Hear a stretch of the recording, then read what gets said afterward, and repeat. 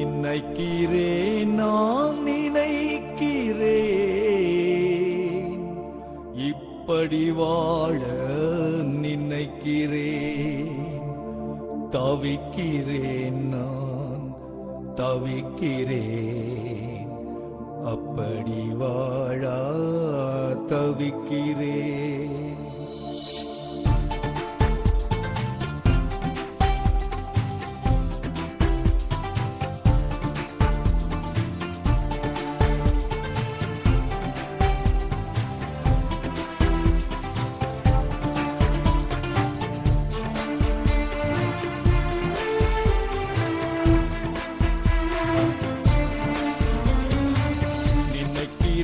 நான் நினைக்கிறேன், இப்படி வாழ நினைக்கிறேன்.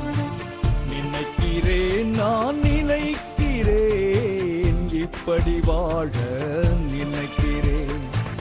தவிக்கிறேன், நான் தவிக்கிறேன், அப்படி வாழ தவிக்கிறேன். தவிக்கிறேன், நான் தவிக்கிறேன், அப்படி வாழ தவிக்கிறேன். நினைக்கிறேன், நான் நினைக்கிறேன், இப்படி வாழ நினைக்கிறேன்.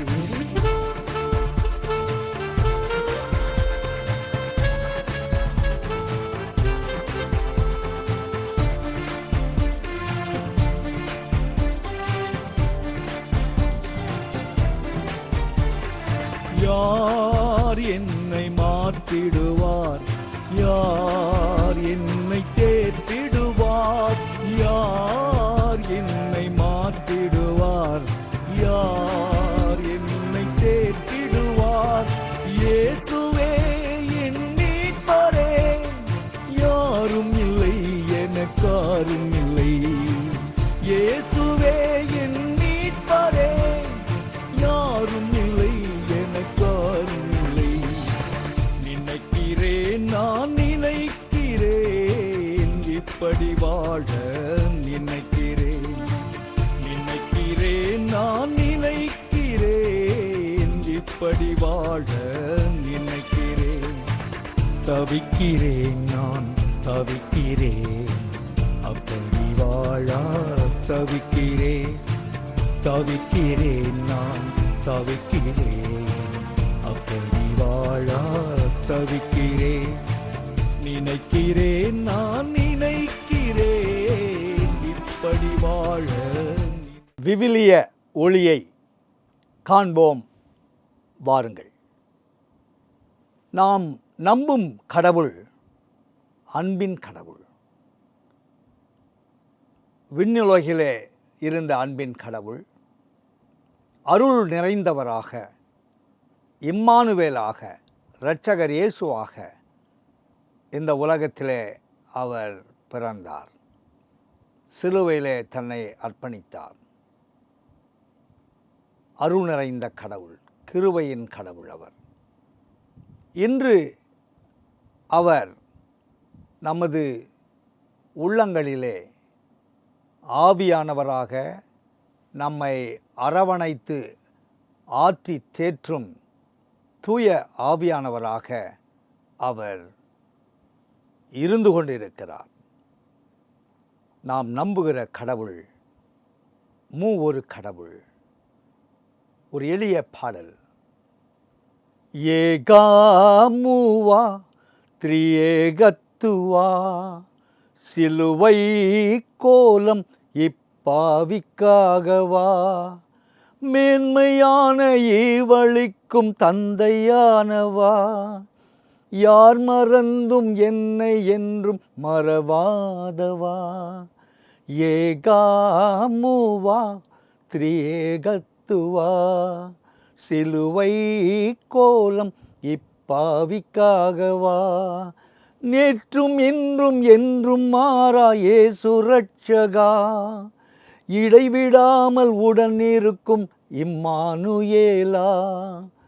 ஏகாமுவா திரியேகத்துவா, சிலுவை கோலம் இப்பாவிக்காகவா, ஆற்றி தேற்றி என்னில் வாழும் ஆவியானவா, அடிமை எந்த நற்பணிப்பை அனல் மூட்டவா, ஏகாமுவா திரியேகத்துவா, சிலுவை கோலம் இப்பாவிக்காகவா. ஆமென் அல்லேலூயா, ஆமென் அல்லேலூயா, ஆமென் அல்லேலூயா, ஆமென் அல்லேலூயா. நாம் நம்பும் மூவொரு கடவுளை குறித்த ஆழ்ந்த சத்தியங்களை தூய ஆவியானவரின் அருள் பெற்ற திருப்பணியாளர் திருமதி டாக்டர் மார்சி டி டைட்டஸ் அவர்கள் வழங்குவதை கவனமாய் கேட்போம். ஆண்டவராகிய இயேசு கிறிஸ்துவின் வல்லமுள்ள நாமத்தினாலே இந்த டிவியின் முன்பதாக அமர்ந்திருக்கிற உங்கள் ஒவ்வொருவரையும் நான் வாழ்த்தி வரவேற்கின்றேன். கர்த்தர் உங்கள் ஒவ்வொருவரையும் அளவில்லாமல் ஆசீர்வதிப்பாராக. என் அன்பு தேவச்சனமே, இந்த காலை நேரத்திலே ஆண்டவராகிய இயேசு கிறிஸ்து உங்களை பார்த்து சொல்லுகிற வார்த்தை என்னவென்று சொன்னால், நாம் நம்பும் மூவொரு கடவுள். நாம் நம்பும் மூவொரு கடவுள் வல்லமை உள்ளவர், வல்லமை உள்ளவர், பலன் கொடுப்பவர், அதிசயங்களை செய்கிறவர். என் அன்பு தேவச்சனமே, மூவொரு கடவுளை நம்மால் பார்க்க முடியாது, காண முடியாது, ஆனால் உணர முடியும். அவருடைய தொடுதலை நம்மால் உணர முடியும், அவருடைய சத்தத்தை நம்மால் கேட்க முடியும். என் அன்பு தேவச்சனமே, பிதா, குமாரன், பரிசுத்த ஆவியானவர் மூவொரு கடவுள். வெவ்வேறு நாமங்களை உடையவர்களாக இருந்தாலும் கூட மூன்று பேரும் ஒன்றாக இணைந்து செயல்படுகிறார்கள். அவர்கள் நித்தியமானவர்கள், நித்தியத்திற்குள்ளாக வழிநடத்தக்கூடியவர்கள் மூவொரு கடவுள். இன்னும் சற்று எளிமையான முறையில் அதை புரிந்து கொள்ள வேண்டும் என்று சொன்னால், தண்ணீர் திரவ நிலையில் இருக்கிறது. அதே தண்ணீரை ஃப்ரீசரில் வைத்தா அது பனிக்கட்டியாக மாறிவிடுகிறது. அதே பனிக்கட்டியை நாம் மீண்டும் சூடேற்றும் பொழுது நீராவியாக வருகிறது. பிறகு அது திரவ நிலையை அடைந்து விடுகிறது. என் அன்பு தேவச்சனமே, இதே போலதான் மூவொரு கடவுள். வேறு விதத்திலே பார்க்கும் பொழுது சூரியனிடத்திலிருந்து ஒளி கிடைக்கிறது, வெப்பம் கிடைக்கிறது, சக்தி கிடைக்கிறது. ஆனால் சூரியன் மூவொரு கடவுள். கணக்கின்படி நாம் பார்க்கும் பொழுது 1 × 1 × 1 = 1. பாருங்க, எல்லாம் இணைந்து மூவொரு கடவுள். என் அன்பு மக்களே,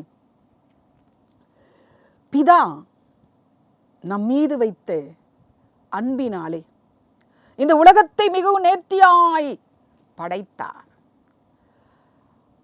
அதை நாம் மகிழ்ச்சியாக அனுபவிக்கும்படியாக மக்களையும் படைத்தார். படைத்துவிட்டு நம்மை பார்த்து சொன்னார், நீங்கள் ஆண்டு கொள்ளுங்கள், மகிழ்ச்சியாயிருங்கள் என்று சொல்லி அவர் கடந்து போனார். என் அன்பு தேவச்சனமே, பெரிதான பொறுப்பை நமக்குள்ளே கொடுத்து விட்டு போனார். ஆனால் நடந்தது என்ன? சாத்தானவன் சூழ்ச்சியாய் மக்களை வஞ்சிக்க ஆரம்பித்து விட்டான். இந்த உலகமானது பாவத்திற்குள்ளாய் மாற்றப்பட்டது. உலகம் என்றால் உலகத்திலுள்ள மக்கள் பாவத்திற்குள்ளாய் கடந்து போய்விட்டார்கள். தேவன் பார்த்தார், ஐயோ, நான் இந்த மக்களை எனக்கென்றல்லவா படைத்தேன், இந்த உலகத்தை அவர்கள் ஆண்டு கொண்டு மகிழ்ச்சியாக வாழ வேண்டும் என்றல்லவா படைத்தேன். இப்பொழுதோ இவர்கள் பாவத்தை தண்ணீரை போல குடித்து கொண்டு இருக்கிறார்களே, எப்படியாவது நான் இவர்களை மீட்டு என் பக்கம் என்னுடைய சொந்த பிள்ளைகளாக நான் வைக்க வேண்டும் என்று சொல்லி தேவன் நினைத்தார். அதனால் தன் சொந்த குமாரனே இந்த உலகத்துக்கு அனுப்பினார். எத்தனை அன்பு பிரியமானவர்களே, எத்தனை பாசம் நம்மேல தேவனுக்கு! அத்தனை அளவு கடந்த அன்பு இருக்கிறது. இதுதான் முதலாவது தந்தையாகிய கடவுள் நமக்கு செய்த பெரிய உபகாரம். அடுத்து இந்த தந்தையாகிய கடவுள் குமாரனாகிய கடவுளை இந்த உலகத்துக்கு அனுப்பினார். நம் மீது வைத்த அன்பினாலே குமாரனாகிய கடவுளை இந்த உலகத்துக்கு அனுப்பினார். யோவான் 3:16 நாம் பார்க்கும் பொழுது, தந்தையாகிய கடவுள் நம்மை அதிகமாக நேசித்ததின் காரணமாக தன் சொந்த குமாரனையே இந்த உலகத்துக்கு அனுப்பி நம்ம எல்லோரையும் மீட்க வேண்டும், மீண்டும் பிதா குமாரன் பரிசுத்த ஆவியினாலே நாம் ஆளுகை செய்யப்பட்டு தேவனுடைய புத்திர சுவீகாரர்களாக மாறும்படியாக, அதாவது அப்பா பிதாவே என்று கூப்பிடத்தக்க அந்த புத்திர சுவீகார வாக்கியத்தை நாம் பெற்றுக்கொள்ளும்படியாக தேவன் தன் சொந்த குமாரனையே இந்த உலகத்துக்கு அனுப்பினார். என் அன்பு மக்களே, இயேசு கிறிஸ்து ஒருவேளை சொல்லி இருக்கலாம், என்னால் போக முடியாது, அவர் இந்த உலகத்திற்கு வர வேண்டும் என்பது கட்டாயம் அல்ல, அவர் வேண்டாம் என்று கூட சொல்லி இருக்கலாம். ஆனாலும் இயேசு கிறிஸ்து நம்மை நேசித்தார், அதிகமாக நம்மை நேசித்து கொண்டிருக்கிறார். அந்த இயேசு கிறிஸ்து நம் மீது வைத்த அன்பினாலே இந்த உலகத்திற்கு வந்தார். பிரியமானவர்களே, அவர் வந்து நமக்காக கல்வாரி சிலுவையில தன் ஜீவனை கொடுத்தார். அல்லேலூயா, அல்லேலூயா. ஆம் பிரியமானவர்களே, கல்வாரி சிலுவையில் நம் ஒவ்வொருவருக்காக. ஒரு மனிதன் சாகிறான் என்றால் யாரோ ஒருவருக்காக செத்து விடுவான். ஆனால் உலகத்து மக்கள் அனைவருக்கும் சாக மாட்டான் அல்லவா, ஜீவனை கொடுக்க மாட்டான் அல்லவா. ஆனால் நம் ஆண்டவராகிய இயேசு கிறிஸ்து மட்டும்தான் இந்த உலகத்தில் அத்தனை கோடி மக்களுக்கும் ஜீவனை கொடுத்து நமக்காக கல்வாரி சிலுவையில் ரட்சிப்பை வாங்கி கொடுத்தார். அல்லேலூயா, அல்லேலூயா. ரட்சிப்பு என்றால் நமக்கும் தேவனுக்கும் இடையே உள்ள அந்த புத்திர சுவிகார வாக்கியத்தை மீண்டும் புதுப்பித்து கொள்ள வேண்டும் என்று ஆண்டவர் நமக்கு அந்த ரட்சிப்பை வாங்கி கொடுத்தார். இதன் மூலம் அவருடைய வருகையிலே பரலோகம் செல்ல முடியும். அல்லேலூயா. இந்த ரட்சிப்பு என்ற பயணச்சீட்டை நாம் ஒவ்வொருவரும் பெற்று வாழும் பொழுது பரலோகம் நிச்சயம் என்பதை மறந்துவிட வேண்டாம். இந்த ரட்சிப்பை நாம் பெற்றுக்கொள்ள என்ன செய்ய வேண்டும் பிரியமானவர்களே? முதலாவது நம்முடைய பாவத்தை உணர வேண்டும். நாம் நம்முடைய பாவத்தை உணர வேண்டும். எப்படி? யார் ஒருவர் நான் பரிசுத்தவான் என்று சொல்லி நினைத்து கொண்டிருக்கிறார்களோ அவர்கள் பாவத்தை குறித்து சிந்திக்கவே மாட்டார்கள். அவர்கள் எப்பொழுதும் நான் நீதிமான் என்று சொல்லி வாழ்ந்து கொண்டிருப்பார்கள். ஆனால் ஆண்டோட வருகிலே அந்தோ பரிதாபம் கைவிடப்படுவார்கள். நாம் சில நேரங்களில் நல்லது என்று சொல்லி நினைக்கிற காரியம் ஆண்டுடைய பார்வையிலே பாவமாய் இருக்கலாம் அல்லவா பிரியமானவர்களே? அதனால் ஒவ்வொரு நாளும் எழுந்த மாத்திரத்திலே ஆண்டுடைய பாதத்திலே பாவத்தை அறிக்கை செய்ய வேண்டும். ஆண்டவரே, நான் தெரிந்து தெரியாமல் செய்த என்ன பாவம் இருந்தாலோ என்னை மன்னித்து என் ஜபத்திற்கு பதில் கொடும் என்று கேட்டு பாருங்களே. உங்கள் உள்ளம் சந்தோஷத்தினால் நிரம்பும், சமாதானத்தினால் ஆண்டவருடைய நிரப்பா. புதிய பலனை, கிருபையை, காலைதோறும் கிருபை புதியதல்லவா, அதை நீ பெற்று அந்த நாள் முழுதும் ஒரு வெற்றியுள்ள வாழ்க்கை உன்னால் வாழ முடியும். பிரியமானவர்களே, நம் பாவத்தை உணர வேண்டும். உணர்ந்து ஆண்டவர் பக்கமாக நாம் கடந்து போக வேண்டும். நம் பாவத்தை அறிக்கை செய்ய வேண்டும்.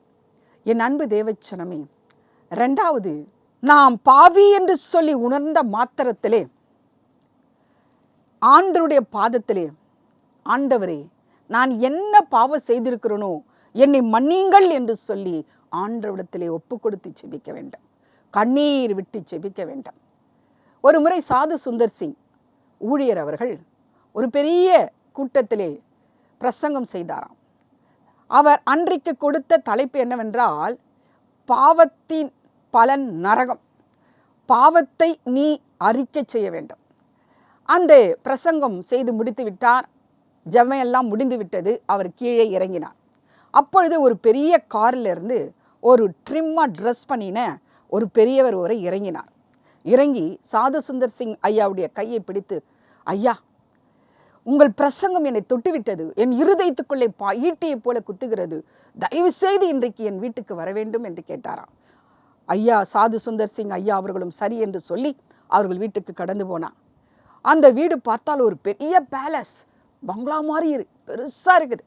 அந்த வீட்டினுடைய கதவு திறக்கப்படுகிறது. உள்ளே போகிறார். பெரிய ஹால். அதுக்கப்புறம் ஒரு அறை, அதன் கதவை திறக்கிறார்.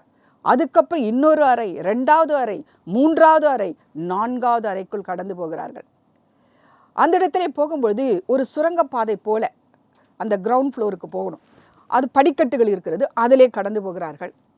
பிறகு அங்கே ஒரு ரூம் திறக்கப்படுகிறது. 2வது ரூம், 3வது ரூம், 4வது ரூம் திறக்கப்படுகிறது. அதுக்குள்ளே ஒரு சின்ன அறை இருந்ததாம். அந்த அறையை திறந்து காட்டினாராம். நிறைய மண்டை ஓடுகள் இருந்ததாம். அந்த மண்டை ஓடுகளை பார்த்து அந்த பெரியவர் சொன்னாராம், ஐயா, இப்பேற்பட்ட பாவியாகிய எனக்கும் மன்னிப்பு உண்டா? என் பாவத்திற்கும் மன்னிப்பு கிடைக்குமா? அந்த அருள்நாதர் இயேசு என் பாவத்தை மன்னிப்பாரா? எனக்கும் பரலோகம் செல்லுகிற பாக்கியம் கிடைக்குமா என்று சொல்லி கேட்டாராம். நிச்சயமாக கிடைக்கும். உன் பாவங்கள் எப்பேற்பட்டதா இருந்தாலும், சிவேரென்று இருந்தாலும் பஞ்சை போல மாறிவிடும். வெண்மையான பஞ்சை போல. எப்பொழுது? ஆண்டவரிடத்தில் நீ அறிக்கை செய்யும் பொழுது. நீ எப்பேற்பட்ட பாவியா இருந்தாலும் நிச்சயமாக உன் பாவத்திற்கு மன்னிப்பு உண்டு, நீ பாவத்தை அறிக்கை செய்யும் பொழுது என்று சொன்னாராம். அவருக்குள்ளே அத்தனை ஒரு மகிழ்ச்சி. உடனே இருவரும் ஜெபித்து பாவ மன்னிப்பின் இருவரும் உடனே ஜெபித்தார்களாம். அன்றில் இருந்து அந்த மகனுக்குள்ளே ஒரு தெய்வீக சமாதானம். அதுவரை அவருடைய உள்ளத்தை உலுக்கி கொண்டிருந்த பயம், கலக்கம், வேதனை, அங்கலாய்ப்பு எல்லாம் மறைந்து விட்டது. பரிசுத்த ஆவியானவர் இருதயத்தை நிரப்ப ஆரம்பித்தார். இன்றைக்கு அன்பு மக்களே, உங்கள் வாழ்க்கையில பாவம் செய்து மறைத்து மறைத்து வாழ்கிறாயா? அல்லது மறைந்து மறைந்து வாழ்கிறாயா? அறிக்கை செய்ய மனமில்லாமல் அப்படியே சுற்றி கொண்டிருக்கிறாயா? உன் உள்ளத்திலே பயம் என்ற ஒரு எண்ணம் இருக்குமானால் கண்டிப்பாக சாத்தான் உன் இருதயத்துக்குள்ளே ஆண்டு கொண்டிருக்கிறான் என்பதை மறந்து விடாது. இது உண்மை, இது சத்தியம். ஆம், உன் உள்ளத்திலே பயத்தின் ஆவி இருந்து கொண்டே இருக்குமானால் நீ நிச்சயமாக ஆண்டவரிடத்திலே கடந்து போய் உன் பாவத்தை அறிக்கை செய்ய வேண்டும். அந்த பயம் எப்பொழுது நீங்குகிறதோ அப்பொழுது உனக்குள்ளே சமாதானம், சந்தோஷம் நிரப்ப ஆரம்பிக்கும். உன் முகம் மலர ஆரம்பிக்கும். உன் வாழ்க்கை சீர்பொருந்தும். நீ மகிழ்ச்சியாக இந்த உலகத்திலே வெற்றி நடைபோட முடியும். என் அன்பு மக்களே, இதுதான் உண்மை, இதுதான் உண்மை. உன் பாவத்தை நீ மறைக்காது, பாவத்தை அறிக்கை செய்து ஆண்டவர் பக்கமாக நெருங்கிவிடு. ஓ மனிதனே, நீ எங்கே போகின்றாய்? ஓ மனிதனே, நீ எங்கே போகின்றாய்? காலையில் மலர்ந்து மாலையில் மறையும் மலராய் வாழ்கின்றாய். காலையில் மலர்ந்து மாலையில் மறையும் மலராய் வாழ்கின்றாய். ஓ மனிதனே, மண்ணில் பிறந்த மானிடனே, மண்ணுக்கே நீ திரும்புவாய். மண்ணில் பிறந்த மானிடனே, மண்ணுக்கே நீ திரும்புவாய். மரணம் உன்னை நெருங்கும் போது எங்கே நீ ஓடுவாய்? மரணத்தின் பின்னே நடப்பது என்ன என்பதை நீ அறியாயோ? மரணத்தின் பின்னே நடப்பது என்ன என்பதை நீ அறியாயோ? ஓ மனிதனே, நீ எங்கே போகின்றாய்? காலையில் மலர்ந்து மாலையில் மறையும் மலராய் வாழ்கின்றாய். காலையில் மலர்ந்து மாலையில் மறையும் மலராய் வாழ்கின்றாய். ஓ மனிதனே. ஆம் பிரியமானவர்களே, இந்த உலகத்துல நம்முடைய வாழ்க்கை அப்படிதான் இருக்கிறது. ஆனால் இதன் மத்தியிலும் உனக்கு ஒரு வெற்றி வாழ்க்கை வேண்டுமானால், இதன் மத்தியிலும் உனக்கு ஒரு வெற்றி வாழ்க்கை, சமாதானத்தின் வாழ்க்கை, சந்தோஷத்தின் வாழ்க்கை வேண்டுமானால் உன் பாவத்தை அறிக்கை செய்து விடு. ஆண்டவரோடு கூட தொடர்பு கொள்.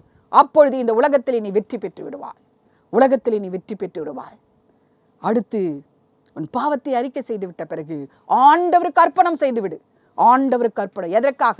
அவருடைய திருப்பணி இந்த பூமியில நீ செய்து வெற்றி பெற வேண்டும். அதற்காக ஆண்டவருக்கு அர்ப்பணம் செய்து விடு. நீ எந்த அளவுக்கு ஆண்டவரோடு நெருங்கி போகிறாயோ, எனக்காக ஜீவனை கொடுத்த ஆண்டவரிடத்திலே நான் இன்னும் அன்பு செலுத்த வேண்டும் என்று அதிகமாக நெருங்கி நெருங்கி ஒவ்வொரு நாளும் ஜபத்திலே, வேத வாசிப்பிலே, ஆண்டவருக்கு ஏற்ற பக்தி வைராக்கியத்திலே நடப்பாயானால் உனக்குள்ளே இருக்கிற பரிசுத்த ஆவியான செயல்பட ஆரம்பித்து விடுவார். அல்லேலூயா, அல்லேலூயா. ஒரு மகிழ்ச்சி. மூன்றாவதாக பரிசுத்த ஆவியாகிய கடவுள். பரிசுத்த ஆவியாகிய கடவுள் உனக்குள்ளே இருந்து கொண்டு இருக்கிறார். அவரை நீ தூண்டி எழுப்ப வேண்டும். எப்படி? ஆண்டவரிடத்தில் நெருங்கி நெருங்கி ஜெபிக்க ஜெபிக்க உனக்குள்ளே இருக்கிற ஆவியானவர் அக்கினி அபிஷேகத்தால் உன்னை நிரப்பி விடுவார். உனக்குள்ளே ஒரு புதிய பலன் கிடைத்து விடும், ஒரு புதிய தெம்பு கிடைத்து விடும், ஒரு புதிய மகிழ்ச்சி உனக்கு கிடைத்து விடும். பிரியமானவர்களே, நாம் ஒவ்வொருவரும் மனித இயல்பினால் பிறந்தவர்கள் தான். ஆனால் ஆவிக்குரிய இயல்பினால் பிறந்தவர்கள் எப்படி என்றால், யார் ஒருவர் ஆண்டவரிடத்திலே நெருங்கி நெருங்கி போகிறார்களோ, அவர் அன்பினாலே நிரப்பப்படுகிறார்களோ, அவர்களுக்குள்ளே இருக்கிற பரிசுத்த ஆவியால் தூண்டி எழுப்பப்படுவார். அவர்கள் பரிசுத்த ஆவியால் நிரப்பப்படுவார்கள். ஒரு புதிய மனுஷியாக அவர் செயல்பட ஆரம்பிப்பார்கள். அவர்களுடைய பழைய சுபாவங்கள் மறைக்கப்பட்டு ஆண்டவருடைய குணாதிசயங்கள் அவர்களுக்குள்ளே வந்துவிடும். ஆண்டவருடைய குணாதிசயங்கள் வரும்பொழுது அவர்கள் தேவனுடைய புத்திரராக மாற்றப்படுவார்கள்.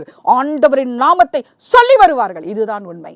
நீ ஆண்டவருக்காக திருப்பணி செய்வாய், நீயே செய்வாய், ஓடுவாய். நீ மறைத்துக் கொள்ள மாட்டாய். நீ தனியாக உன்னை தனிமைப்படுத்திக் கொள்ள மாட்டாய். என் ஆண்டவருக்காக நான் எதையாவது சாதிக்க வேண்டும் என்று சொல்லி நீ உன்னை போல பாவத்தில் வாழ்கிற மக்களை தட்டி எழுப்பி ஆண்டவர் பக்கம் கொண்டு வருவா. இதுதான் ஊழியம் பிரியமானவர்கள், இதுதான் ஊழியம். இப்படிப்பட்ட ஊழியத்தை செய்யதான் ஆண்டவர் உன்னை அழைக்கிறார். நீ ஆண்டவருக்கு உன்னை அர்ப்பணிப்பாயா? ஆண்டவருக்கு உன்னை நீ அர்ப்பணித்து விடுவாயா? ஒரு மிஷினரி இருந்தார், வல்லமுள்ள ஊழியக்காரர் தான்.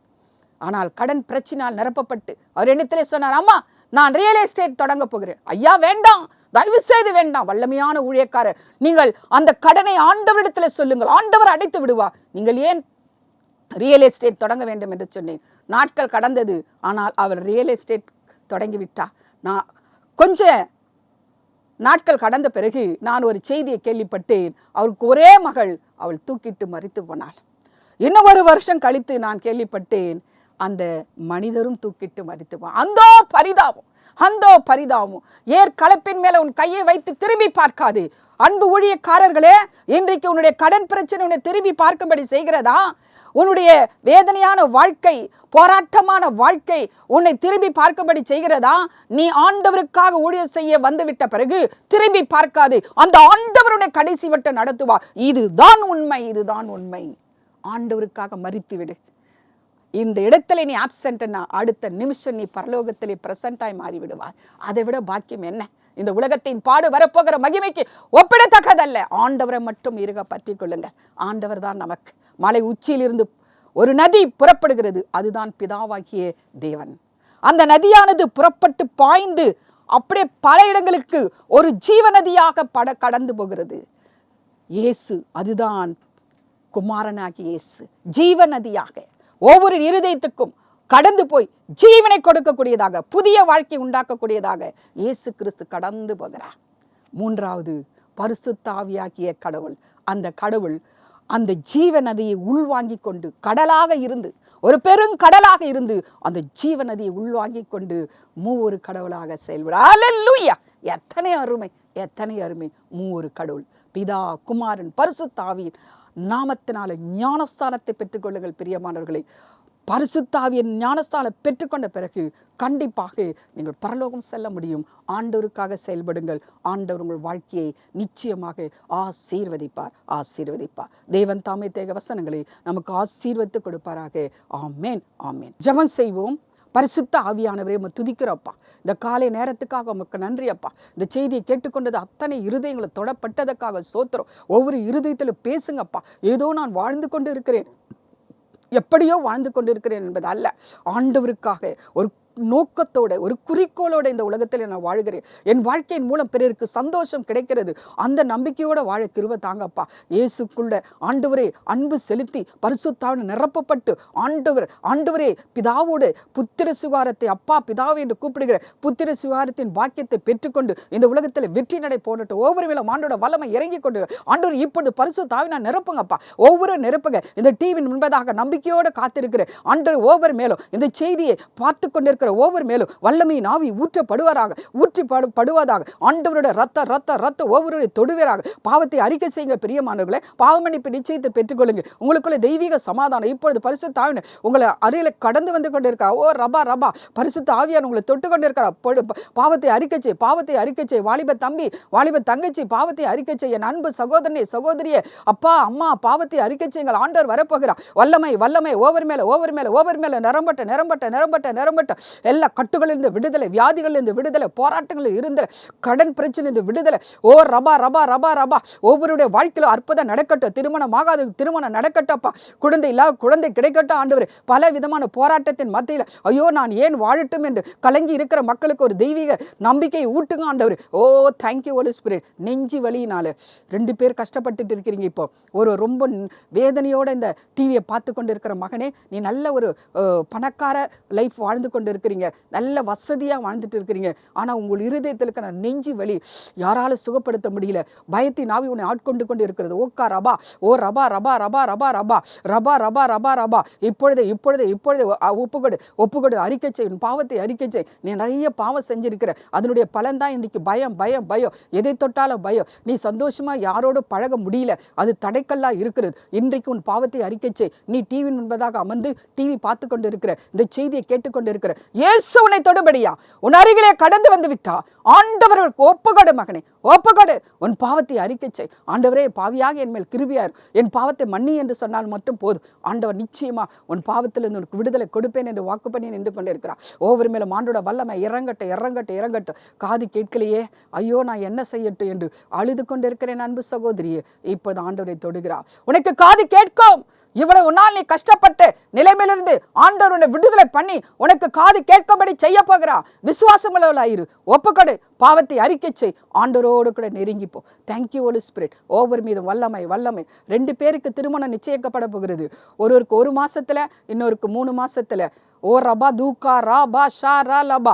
எல்லா தேவைகளும் சந்திக்கப்பட போகிறது. பட பிரச்சனை எல்லாம் மாற்றப்பட போகிறது. அதிசயமான திருமணம் கத்த செய்து முடிக்க போகிறேன் என்று வாக்கு பண்ணி நின்று கொண்டு இருக்கிறார். ஒவ்வொரு மேலும் ஆண்டோட வல்லமை இறங்கி கொண்டே இருக்கிறது. ஒவ்வொருவரையும் தொடுமாப்பா, தொடுமாண்டவர் தொடுமாண்டவர். யூட்ரஸ் பிரச்சனை, ரத்த போக்குனால ஒரு சகோதரி கஷ்டப்படுறீங்க. இப்பொழுது ஆண்டவர் அந்த ரத்த போக்கை நிறுத்துகிறார். ஒவ்வொருவரையும் தொடுகிறதுக்காக. கை வலி, கால் வலினால ஒரு சகோதரி கஷ்டப்படுறீங்க. இயேசு உன்னை தொட்டு சுகப்படுத்தி கொண்டு இருக்கிறார். ஓ ரபா தூக்கா ரபா. தொண்டையில புண் ஆண்டவர் மாற்றிக்கொண்டு இருக்கிறார்.